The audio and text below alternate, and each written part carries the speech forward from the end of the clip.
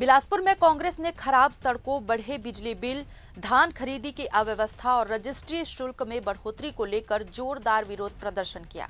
आज बड़ी संख्या में कार्यकर्ता नेहरू चौक से पैदल मार्च करते हुए कलेक्टर कार्यालय की ओर बढ़े।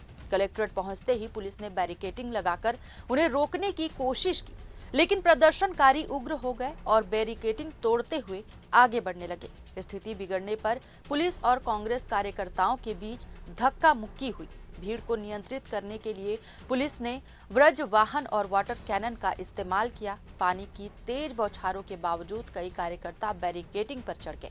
इसी दौरान जिला अध्यक्ष विजय केशरवानी समेत कुछ लोग नीचे गिर पड़े। पूरे घटनाक्रम के दौरान माहौल तनावपूर्ण रहा। कांग्रेस ने आरोप लगाया कि भाजपा सरकार में जनता गंभीर समस्याओं का सामना करना पड़ रही है और इसी के विरोध में कलेक्टर कार्यालय का घेराव किया गया है। कांग्रेस नेताओं ने कहा कि जनता की समस्याओं का समाधान होने तक आंदोलन जारी रहेगा।